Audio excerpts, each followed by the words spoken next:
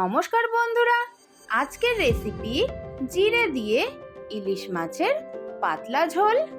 তো চলুন দেখে নেওয়া যাক। তো এখানে আমি একটা ইলিশ মাছ কেটে নিয়েছি, কেটে ধুয়ে ভালোভাবে পরিষ্কার করে নিয়েছি। এর মধ্যে কিন্তু আমি কিছুই মাখাবো না। তো এদিকে শিলনোড়ায় আমি 1 চামচ সাদা জিরে নিয়ে নিলাম আর নিয়ে নেব 4টে কাঁচা লঙ্কা। এখন একটু জল দিয়ে কিন্তু জিরে লঙ্কাটাকে ভালোভাবে বেটে নেব।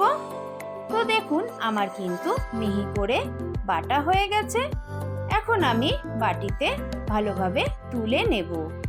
তো একটু জল দিয়ে আমি জিরে লঙ্কার মধ্যে একটা মিশ্রণ তৈরি করে নেব। এদিকে গ্যাসে আমি একটা কড়াই বসিয়ে দিয়েছি।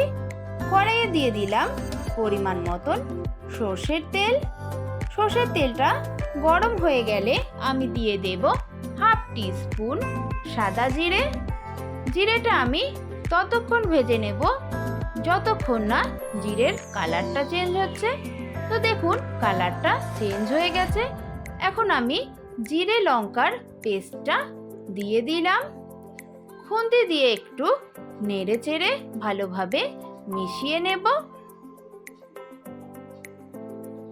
তো এখন আমি এর মধ্যে একটু জল দিয়ে দিলাম।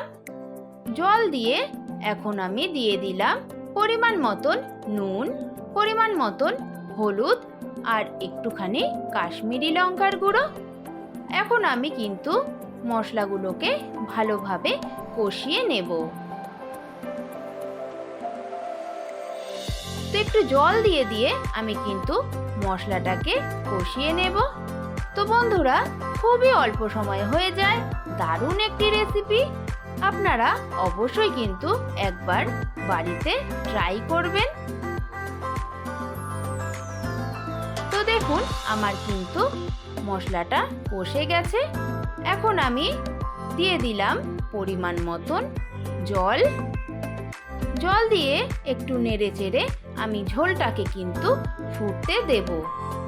তো দেখুন আমার কিন্তু ঝোলটা ফুটে উঠেছে।